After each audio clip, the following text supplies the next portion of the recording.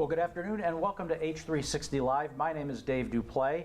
I'm joined here in the studio this afternoon with my colleague from Healthy h360, Courtland Long. Courtland, how are you today? I'm very well, Dave. How are you? I'm doing fine. This heat is back. Yeah. What is going? Is this what's called an Indian summer? It might be, yeah. But you know, it'll pass soon. Well, it's the beginning of September, and so I think we should expect a few more days of heat and humidity. I think we should. Here in New York City. And how was your weekend? It was a long holiday weekend. Did you have a good one? I did. I had a really good one. It was my friend's birthday, so went and spent some time with her. It was very nice. Oh, cool. Yeah. The weather was perfect on Sunday. Yeah, did you get to the open? I did, yeah. That was Saturday, but Sunday was really nice. Low humidity. The temperature was actually perfect here. Yeah, it's beautiful. So we have a very exciting show for you today. We are not having a guest in the studio, but Courtland and I are going to take a deep dive and talk about advocacy. It's a really important topic, and it's a huge topic. We could talk for days about advocacy. We're going to kind of narrow the discussion a little bit, but first, as always, we've got this health tip for you, and this is kind of an interesting one. It's called Morning Routines, Hacking Your Morning Routine. And Courtland, what do we know about this health tip? Because it's pretty interesting here. This is a really interesting one. I'm excited to talk about it because mornings can be either your best friend or your worst enemy, depending, I think, on your night before or your personality type. For some, mornings are a total breeze. They wake up totally refreshed, ready to start their day. And for others, they wake up feeling groggy, they can't get out of bed, and it doesn't matter what they do to try to get more energy, whether it's drinking a ton of coffee, eating a healthy breakfast, just nothing seems to work. And this is really unfortunate because mornings, I think, really set the tone for your whole day. Yeah, you caught me in an awkward moment. I have a little tickle in my throat this morning. Well, Dave, while you take a sip of that water, you can think about what are your mornings like? Wow, well, you know, I am a morning person. I get up at the crack of dawn. I love to get up early. Sometimes I even get up early and I go up on my rooftop and I'll watch the sunrise over Manhattan. It's spectacular. But I have got a couple of rituals that I go through. You know, I get up and I turn on the TV and I watch the morning stock market, you know, what's going on in the financial markets around the world. I really enjoy that. I'll have a coffee and then I get my day started. I've got a little quirkiness in the morning. I sleep with a big bed and it's got a lot of pillows on it. And so I make my bed every morning. I've got about 15 pillows and they all have a special place in the bed and I position it just right.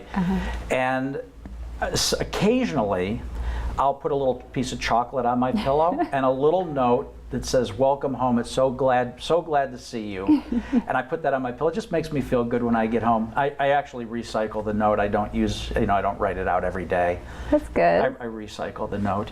It's a nice little routine. It is a routine, yeah. And then I shower and, you know, do everything. And then I'm in the office very, very early. But I am a morning person. I love the morning. That's great. I mean, I'm very much the latter. I do love the morning. I wish I could get up, you know, feeling super energized, ready to start the day, but I always wake up feeling groggy, not well rested, unfortunately. But I try to, you know, like you have some morning routines, I try to have a little bit more of a routine the night before to make my morning more streamlined. So I will set out all my things the night before. Really? Oh, that is a time saver, right? Yes, it is, yeah. Going back, there's a couple things, right? I think it's very important to find the routine that's right for you. That's number one. And for the love of God, eat. Eat in the morning, and you've got to have breakfast. Many say it is the most important meal of the day. Courtland, do you know why they say that? I think that it's because it kickstarts your metabolism and really gives you a burst of energy first thing in the morning. It really does. Yeah, you cannot skip breakfast. It's so important. It's very important. You know, we eat breakfast every morning when we're here in the office. You have some fruit, I have some oatmeal.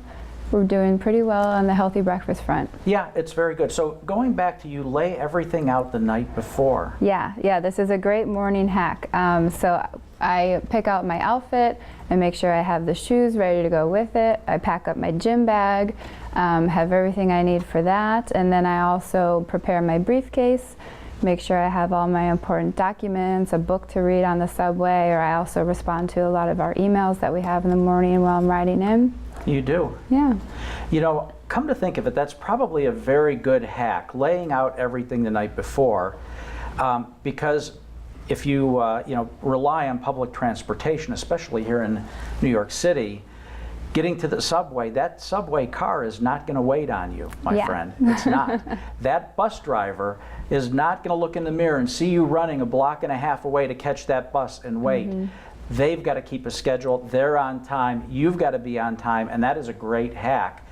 You know, Courtland, before we jump into talking about advocacy, as we do every week, we send the interns out into Bryant Park or somewhere in the streets of New York, and this week is no exception. We wanted to see if our friends in New York have hacks that they do for their morning ritual. It's a really cool video. You want to watch? Of course I do. Okay, Matthew, would you please roll the video for us?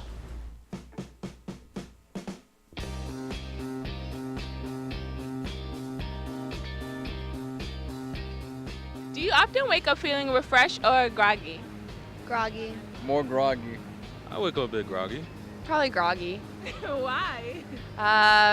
Definitely don't get enough sleep, I would say. Going to bed late and waking up kind of early. So that's probably the biggest factor. Because I have classes all the time and I never get like the actual 8 hours of sleep you're supposed to have. I'm not really much of a morning person, honestly. What do you consider a morning person? Someone cheerful, energized in the morning. Depends what's going on in the day. If I'm really looking forward to it, I could wake up pretty energetic, but if it's like something I don't really want to do, I could wake up pretty groggy, like I don't want to go, things like that. Okay. So the next question is, during your morning routine, how do you wake up yourself and get energized? My alarm will go off, and I make sure I get up on the first ring. I try not to snooze it, and go to the bathroom, wash my face, and after that, I'm pretty straight. Yeah, I do, even though I'm groggy, I do get up pretty fast. I just need one alarm. And I'm definitely kind of a slow morning person. Like, I like to take my time, so I'd rather wake up a little earlier and get to relax. Coffee probably is the main thing. Just like walking around, but like the thing that wakes me up the most is like washing my face with like cold water. Well, usually I gotta force myself out of bed. I gotta, say, okay, I have responsibilities I gotta do, so it's more of a forced kind of effort, so I gotta force myself out of bed for the most part, yeah. So the next question is, what do you think about people who skip breakfast altogether? Well, I kind of understand on a part, because sometimes you want to get a couple more minutes of sleep, so sometimes you got to miss that breakfast in order to get to where you got to go to on time. People who skip breakfast, I'm sure it's something that we shouldn't be doing, but sometimes, when you're waking up and you don't really want to wake up early in the morning, you try to get as much sleep as possible, so people tend to skip breakfast. So, sometimes I skip breakfast, sometimes I don't. I try to get a little something. I do it sometimes, but it's my favorite meal of the day. Okay. If you don't, it's like hard to concentrate if you don't have your breakfast, because like you have no energy at all. Yeah, I can't skip breakfast. It's like 100% necessary no matter what. I need it before doing anything. So I think probably encourages you to eat more later in the day, and I think it makes your morning like kind of hard to focus if you're hungry. Just never really feel good after I skip breakfast. Okay, and the last question is, do you do things such as picking out your outfit the night before? Yeah, I want to have like the least decision making necessary, I guess, in the morning, so you can just get ready and go. No. Why not? There's no time for that. I'll just like pick something out before I go shower in the morning, probably. Mentally, yes. I mentally plan out what I'm gonna wear for the next day. It saves more time during my morning routine. Yeah. I pick my outfit the night before, make it easier before, I wake up in the morning, so I don't have to think about that.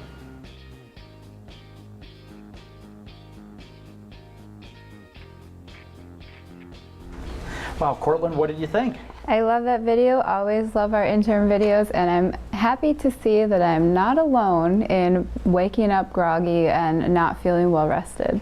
Most of the people woke up groggy. Yes. Not too many morning people. Right. right? And the one girl who's a student, I don't think she gets much sleep. No, I don't She's think up so. late studying and going to class then in the morning, right? It's hard being a student, you know? It's very hard. And the guy with the hat, that hat looks so perfect on him. I wish I looked that good in a hat. If you like the video, please chat to the right. Use the hashtag #RealStories. We want to hear from you. Well, Courtland, the video, the interns did not disappoint. Never do. New Yorkers did not disappoint. It was a great video. Thanks all the way around to everybody for making that happen. Well, now our favorite time, we're going to shine the spotlight on patient advocacy. And as I mentioned earlier, this is a really big topic. We could talk about this for days.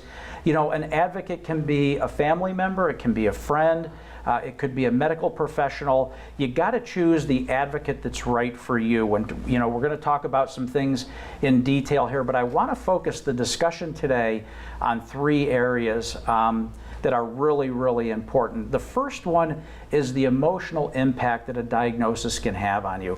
It's really important. The advocate plays such a great role, an important role in helping you with your psychological journey through a condition.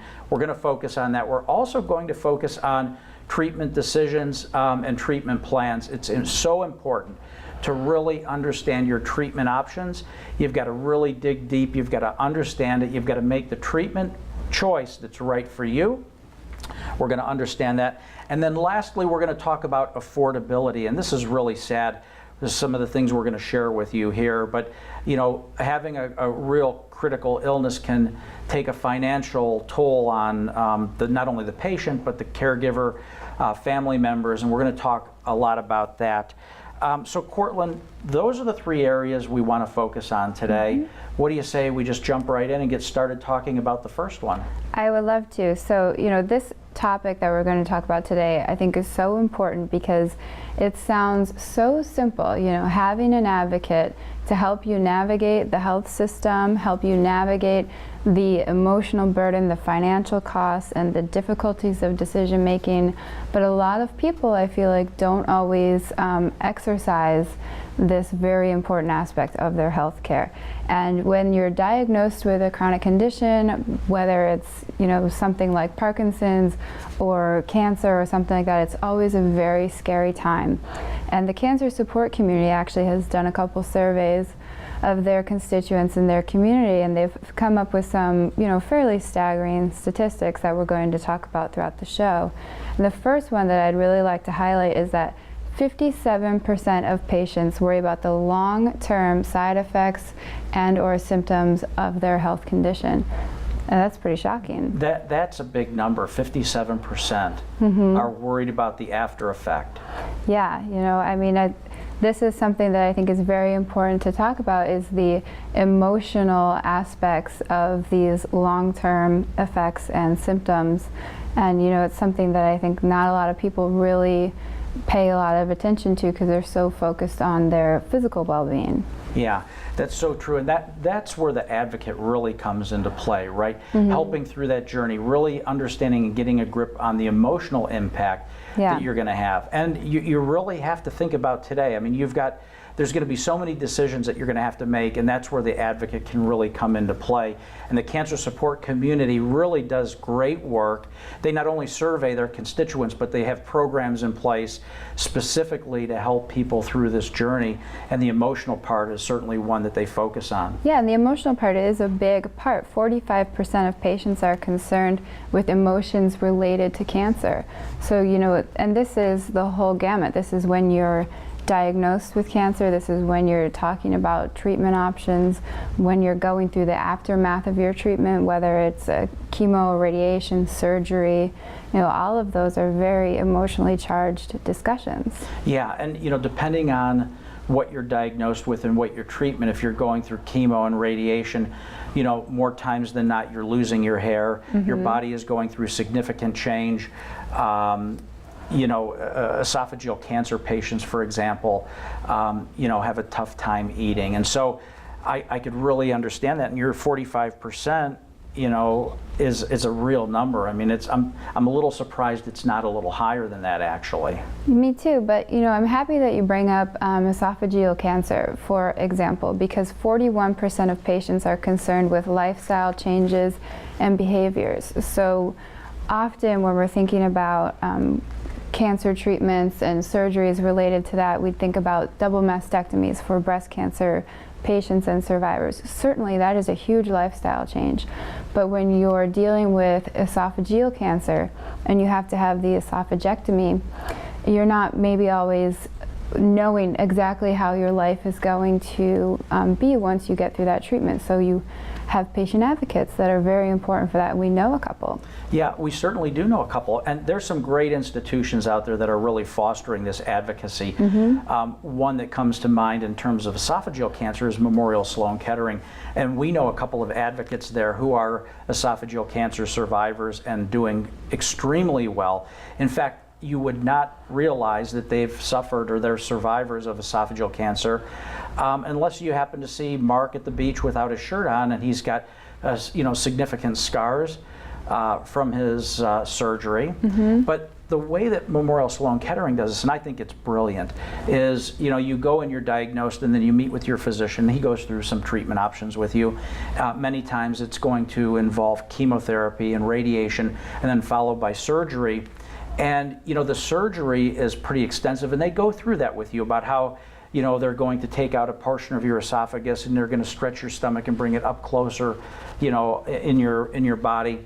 And you begin to wonder, well, what am I going to look like after that surgery? This is pretty radical. And then they say, well, would you like to meet somebody that's been through it before? And in comes Mark or Bart, the two advocates that we know there, and you realize right away that, wow, they don't look like they've had any surgery at all. Right, or another example that we were discussing over the weekend is when people have an implant into their brain for treatment for Parkinson's or epilepsy, when you have tremors or seizures that are really interfering with your life, of course you're thinking, I'm going to have brain surgery. What is that going to be like? And so having an advocate then is especially important. Well, yeah, I'm going to highlight another company that does a fantastic job, and that's Medtronic. And so the deep brain stimulation, imagine, you're told that there's a procedure for you that's going to help control your tremors or your seizures,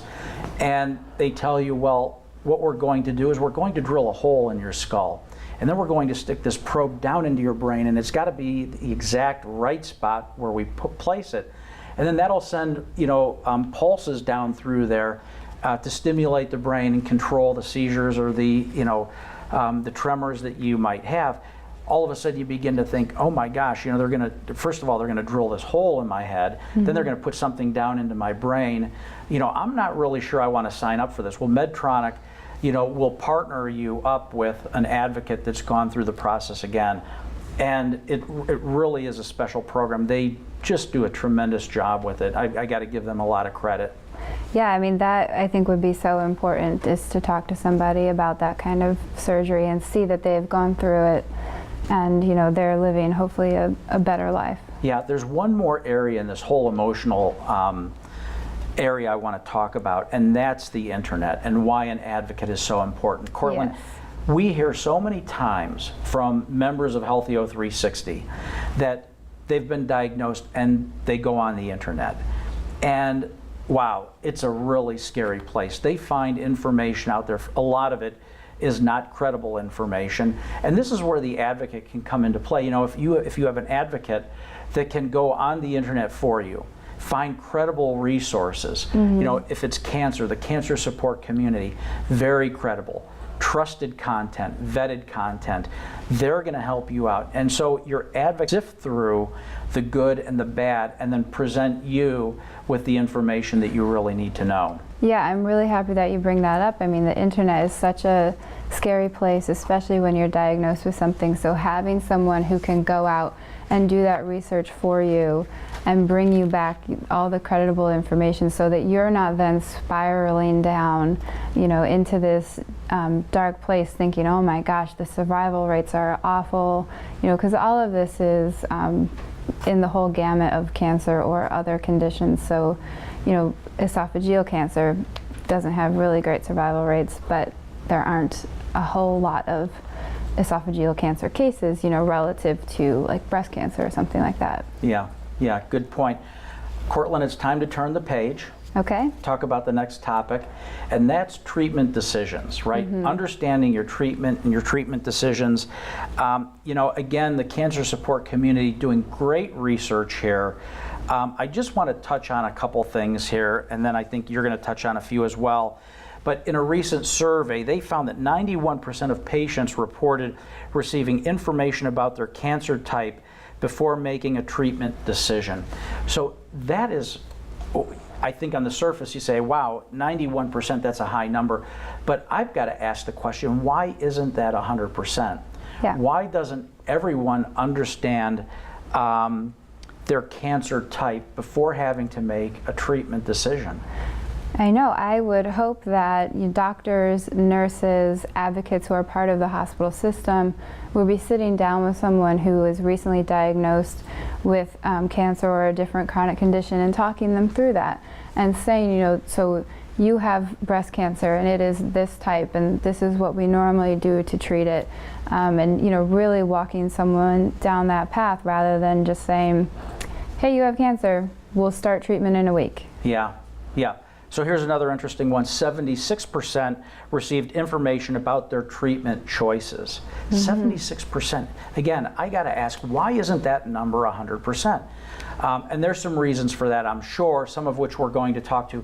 But I think you have a couple more. Let's go through a couple more of the statistics that we know about from the cancer support community's research, and then let's talk about it. Well, only 34% of patients received treatment decision support prior to starting their therapy, and piggybacking off that, about 38% said they would have liked to receive more support.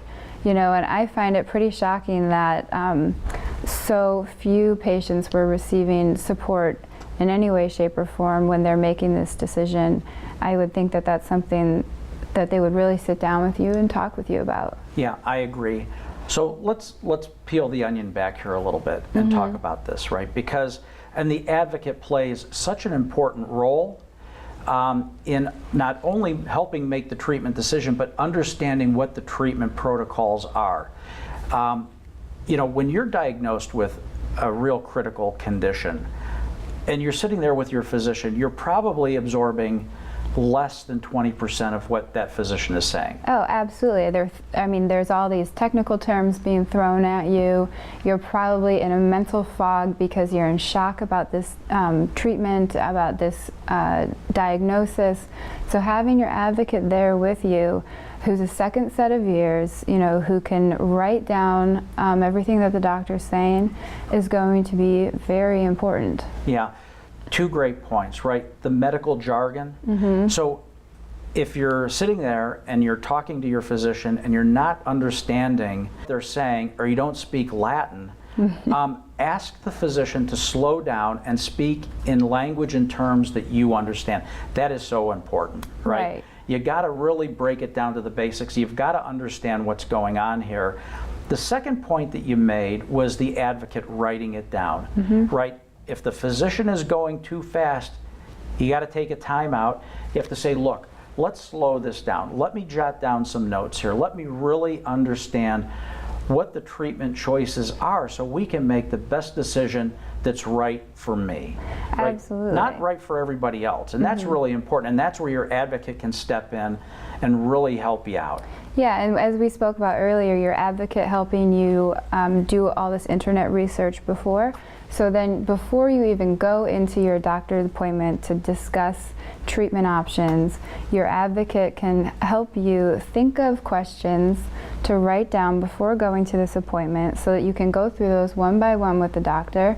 And if they don't bring up a treatment option that you saw in your research, your advocate or yourself, you know, can bring that up and can say, well, we've discussed chemotherapy and we've discussed radiation, but are we going to talk about immunotherapy? You know, I was just reading about that. Is that right for my type of cancer? Yeah, 100% correct. You know, so when you're called upon to be an advocate, it's a really important role. It's critical. And so you shouldn't take that lightly. You really have to be up for the task and really, you know, be willing to roll up your sleeves and dig in, because it's going to take a lot of work. Absolutely, it does take a lot of work, and it just highlights that we are in control of our bodies. It's our right to make this decision, and we need to become greater partners with our healthcare providers, and we watched a video from Healthy h360, one of our members, Beverly, who, you brought up earlier that she did not go with the course of treatment that her doctor decided upon, right? Well, she's diagnosed 7 large tumors in her abdomen. Yeah. And her doctor says, tomorrow you're going to come in and you're going to start radiation and this is going to be it. And she says, you know what, I'm not going to change my life as I know it by tomorrow. I'm not going to do that. And she stepped back and she looked at treatment options, and she is a survivor. Yes. And I'm so happy for her and proud of her. But she did the right thing, and her husband was her advocate and really got his arms around it as well. And they went for second opinions, third opinions, right? So going and getting these things is not going to be stepping on the toes of anyone. And in fact, a doctor who's worth their salt is going to be welcoming of a second opinion. Absolutely.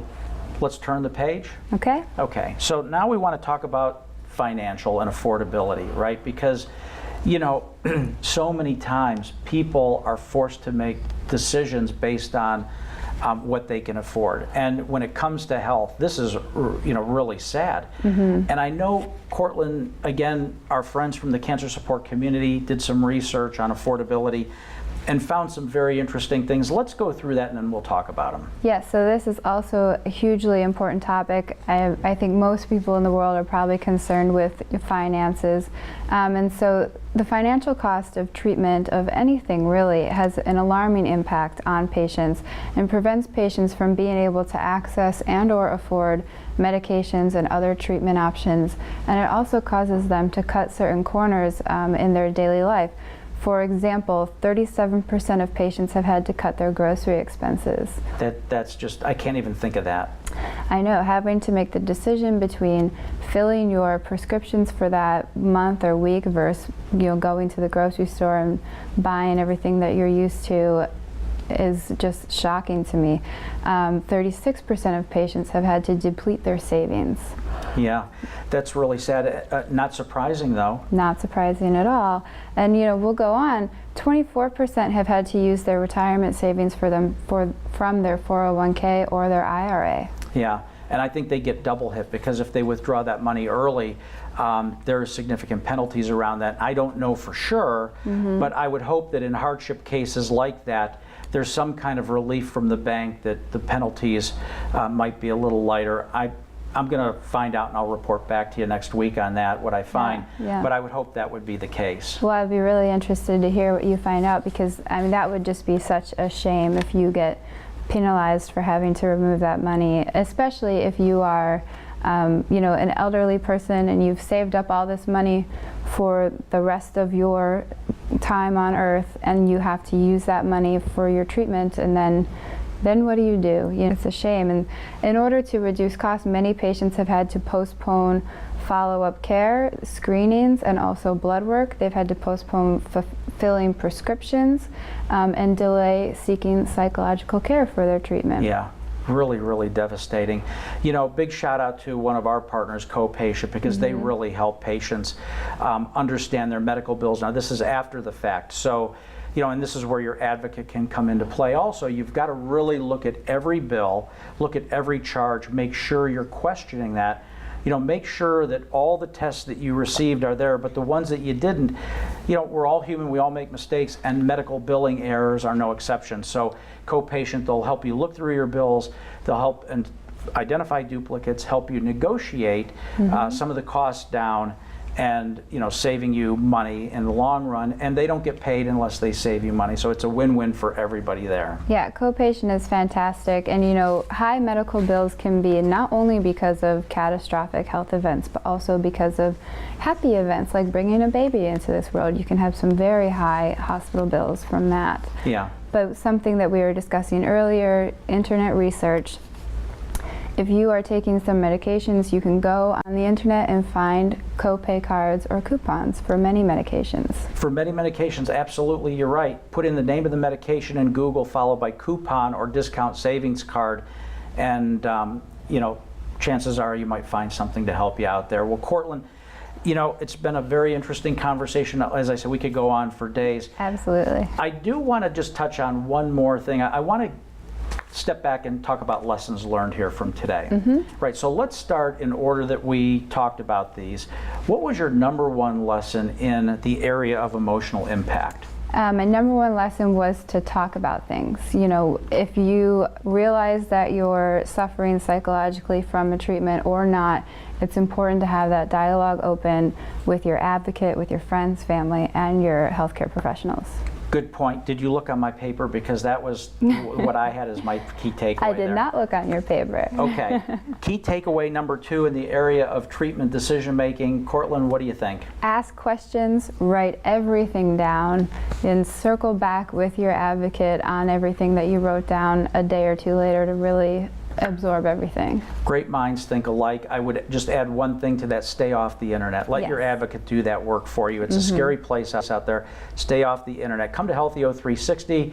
You can share your story though, and you can get support that way, right? Absolutely. Or what we call virtual social therapy. Virtual social therapy. Last one on affordability. Courtland, key takeaway there? Is do your research, get coupons. You know, you can get coupons for medical bills, for your medications, for groceries. Don't be afraid to be a coupon clipper. A coupon clipper. Yep. I like that. Be a coupon clipper. That was on my list as well. Courtland, great discussion.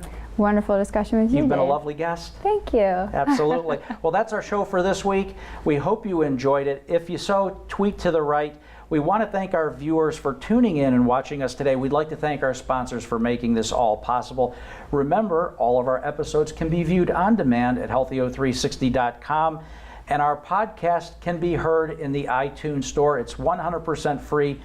Remember, we are on Facebook, Instagram, Twitter, and Pinterest. We're using the hashtag Real Stories, and hope you help us out by using that hashtag as well. So on behalf of myself, my colleague Courtland Long, the entire Healthy O360 family, we hope you have a very pleasant afternoon, and we look forward to seeing you again next week.